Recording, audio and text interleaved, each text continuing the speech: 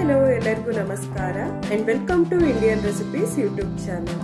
ಇವತ್ತಿನ ವಿಡಿಯೋದಲ್ಲಿ ಹೋಟೆಲ್ ಅಥವಾ ರೆಸ್ಟೋರೆಂಟ್ನ ರೀತಿಯಲ್ಲಿ ಮನೆಯಲ್ಲಿಯೇ ತುಂಬಾನೇ ಸಿಂಪಲ್ ಆಗಿ ಪೆಪ್ಪರ್ ಚಿಕನ್ ಅನ್ನ ಹೇಗೆ ಮಾಡೋದು ಅಂತ ನೋಡೋಣ. ವಿಡಿಯೋವನ್ನ ಸ್ಟಾರ್ಟ್ ಮಾಡುವ ಮುಂಚೆ ದಯವಿಟ್ಟು ನನ್ನ ಚಾನೆಲ್ ಅನ್ನು ಸಬ್ಸ್ಕ್ರೈಬ್ ಮಾಡಿ, ಹಾಗೆ ಪಕ್ಕದಲ್ಲಿರುವ ಬೆಲ್ ಐಕಾನ್ ಅನ್ನು ಕ್ಲಿಕ್ ಮಾಡಿ. ಒಂದು ತವಕ್ಕೆ 3 ರಿಂದ 4 ಟೇಬಲ್ ಸ್ಪೂನ್ ಅಷ್ಟು ಕಾಳು ಮೆಣಸನ್ನ ಹಾಕೊಳ್ತಾ ಇದ್ದೀನಿ. ಹಾಗೆ 2 ಟೇಬಲ್ ಸ್ಪೂನ್ ಅಷ್ಟು ಕೊತ್ತಂಬರಿಯನ್ನ ಸೇರಿಸ್ಕೊಳ್ತಾ ಇದ್ದೀನಿ. 1 ಟೀ ಸ್ಪೂನ್ ಅಷ್ಟು ಜೀರಿಗೆ, 1 ಟೀ ಸ್ಪೂನ್ ಅಷ್ಟು ಸೋಂಪನ್ನ ಸೇರಿಸ್ಕೊಳ್ತಾ ಇದ್ದೀನಿ. ಈಗ ಇದನ್ನೆಲ್ಲ 1 ರಿಂದ 2 ನಿಮಿಷಗಳ ತನಕ ಡ್ರೈ ರೋಸ್ಟ್ ಅನ್ನ ಮಾಡ್ಕೊಳ್ತಾ ಇದ್ದೀನಿ. ನೋಡಿ, ಈಗ ಇದು ಚೆನ್ನಾಗಿ ಡ್ರೈ ರೋಸ್ಟ್ ಆಗಿದೆ. ಮಸಾಲದ ಬಣ್ಣ ಕೂಡ ಲೈಟ್ ಆಗಿ ಚೇಂಜ್ ಆಗಿದೆ. ಈಗ ಇದನ್ನ ತಣ್ಣಗೆ ಆಗ್ಲಿಕ್ಕೆ ಒಂದು ಪ್ಲೇಟ್ ನಲ್ಲಿ ಹಾಕೊಳ್ತಾ ಇದ್ದೀನಿ. ಮಸಾಲ ಎಲ್ಲ ಚೆನ್ನಾಗಿ ತಣ್ಣಗೆ ಆದ ಮೇಲೆ ಒಂದು ಮಿಕ್ಸಿ ಜಾರ್ ನಲ್ಲಿ ಹಾಕೊಳ್ತಾ ಇದ್ದೀನಿ.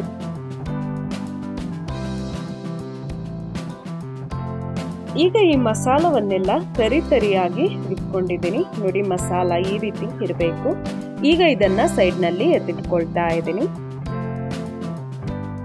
ಒಂದು ಪಾತ್ರೆಗೆ 2 ರಿಂದ 3 ಟೇಬಲ್ ಸ್ಪೂನ್ ಅಷ್ಟು ಎಣ್ಣೆಯನ್ನ ಹಾಕೊಳ್ತಾ ಇದ್ದೀನಿ.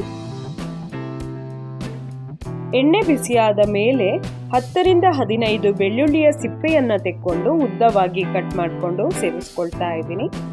ಬೆಳ್ಳುಳ್ಳಿಯನ್ನ ಜಜ್ಕೊಂಡು ಸಹ ಸೇರಿಸ್ಕೊಳ್ಬಹುದು. ಈಗ ಇದಕ್ಕೆ ಕರಿಬೇವಿನ ಸೊಪ್ಪನ್ನ ಸೇರಿಸ್ಕೊಳ್ತಾ ಇದ್ದೀನಿ. ಹಾಗೆ 4 ಹಸಿಮೆಣಸು. ಈ ಹಸಿಮೆಣಸನ್ನ ಉದ್ದವಾಗಿ ಕಟ್ ಮಾಡ್ಕೊಂಡಿದ್ದೀನಿ. ಈಗ ಇದನ್ನೆಲ್ಲ ಚೆನ್ನಾಗಿ ಫ್ರೈ ಮಾಡ್ಕೊಳ್ತಾ ಇದ್ದೀನಿ. ಬೆಳ್ಳುಳ್ಳಿಯ ಬಣ್ಣ ಲೈಟ್ ಆಗಿ ಚೇಂಜ್ ಆಗಬೇಕು.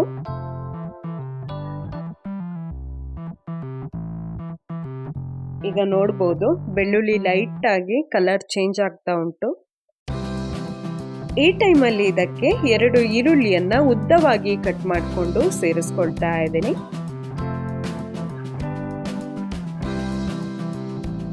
ಈಗ ಈ ಈರುಳ್ಳಿಯನ್ನೆಲ್ಲ ಚೆನ್ನಾಗಿ ಮಿಕ್ಸ್ ಮಾಡ್ಕೊಳ್ತಾ ಇದ್ದೀನಿ. ಹಾಗೆ ಈರುಳ್ಳಿ ಟ್ರಾನ್ಸ್ಪರೆಂಟ್ ಆಗುವವರೆಗೆ ಫ್ರೈ ಮಾಡ್ಕೊಳ್ತಾ ಇದ್ದೀನಿ. ಈಗ ಇಲ್ಲಿ ನೋಡಬಹುದು, ಈರುಳ್ಳಿ ಚೆನ್ನಾಗಿ ಟ್ರಾನ್ಸ್ಪರೆಂಟ್ ಆಗಿದೆ. ಈರುಳ್ಳಿ ಸಾಫ್ಟ್ ಕೂಡ ಆಗಿದೆ. ಈಗ ಇದಕ್ಕೆ 1 ಟೇಬಲ್ ಸ್ಪೂನ್ ಅಷ್ಟು ಶುಂಠಿ ಬೆಳ್ಳುಳ್ಳಿಯ ಪೇಸ್ಟ್ ಅನ್ನ ಸೇರಿಸ್ಕೊಳ್ತಾ ಇದ್ದೀನಿ. ಈಗ ಈ ಪೇಸ್ಟ್ ನ ಹಸಿ ವಾಸನೆ ಹೋಗುವವರೆಗೆ ಫ್ರೈ ಮಾಡ್ಕೊಳ್ತಾ ಇದ್ದೀನಿ. ಇದರ ಜೊತೆಗೆ 1/2 ಟೀ ಸ್ಪೂನ್ ಅಷ್ಟು ಅರಿಶಿನ ಪುಡಿಯನ್ನ ಸೇರಿಸ್ಕೊಳ್ತಾ ಇದ್ದೀನಿ. ಹಾಗೆ ರುಚಿಗೆ ತಕ್ಕಷ್ಟು ಉಪ್ಪು. ಈಗ ಇದನ್ನೆಲ್ಲ ಚೆನ್ನಾಗಿ ಮಿಕ್ಸ್ ಮಾಡಿಕೊಂಡು 1 ರಿಂದ 2 ಸೆಕೆಂಡ್ಗಳ ತನಕ ಫ್ರೈ ಮಾಡ್ಕೊಳ್ತಾ ಇದ್ದೀನಿ. ನೋಡಿ, ಈಗ ಇಲ್ಲಿ ನಾನು 1 kgಯಷ್ಟು ಚಿಕನ್ ಅನ್ನ ಚೆನ್ನಾಗಿ ತೊಳ್ಕೊಂಡು ಸೇರಿಸ್ಕೊಳ್ತಾ ಇದ್ದೀನಿ. ಈಗ ಈ ಚಿಕನ್ ಅನ್ನ ಎಲ್ಲ ಚೆನ್ನಾಗಿ ಮಿಕ್ಸ್ ಮಾಡ್ಕೊಳ್ತಾ ಇದ್ದೀನಿ. ನೋಡಿ, ಈಗ ಇದು ಚೆನ್ನಾಗಿ ಮಿಕ್ಸ್ ಆಗಿದೆ. ಈಗ ಇದನ್ನ 5 ರಿಂದ 7 ನಿಮಿಷಗಳ ತನಕ ಬೇಯಿಸ್ಕೊಳ್ತಾ ಇದ್ದೀನಿ. ನೋಡಿ, ಇವಾಗ ಚಿಕನ್ ಬೆಂದಿದೆ. ಈಗ ಇದನ್ನ ಒಮ್ಮೆ ಚೆನ್ನಾಗಿ ಮಿಕ್ಸ್ ಮಾಡ್ಕೊಳ್ತಾ ಇದ್ದೀನಿ. ಈಗ ಇದ್ರ ಜೊತೆಗೆ ರುಬ್ಬಿದ ಮಸಾಲ ಪುಡಿಯನ್ನ ಸೇರಿಸ್ಕೊಳ್ತಾ ಇದ್ದೀನಿ. ಈಗ ಇದನ್ನೆಲ್ಲ ಚೆನ್ನಾಗಿ ಮಿಕ್ಸ್ ಮಾಡ್ಕೊಳ್ತಾ ಇದ್ದೀನಿ. ಮಸಾಲ ಎಲ್ಲ ಚಿಕನ್ನ ಜೊತೆ ಚೆನ್ನಾಗಿ ಮಿಕ್ಸ್ ಆಗಬೇಕು. ಈಗ ಇದಕ್ಕೆ ಮುಚ್ಚಳವನ್ನ ಮುಚ್ಚಿ 5 ನಿಮಿಷಗಳ ತನಕ ಬೇಯಿಸ್ಕೊಳ್ತಾ ಇದ್ದೀನಿ.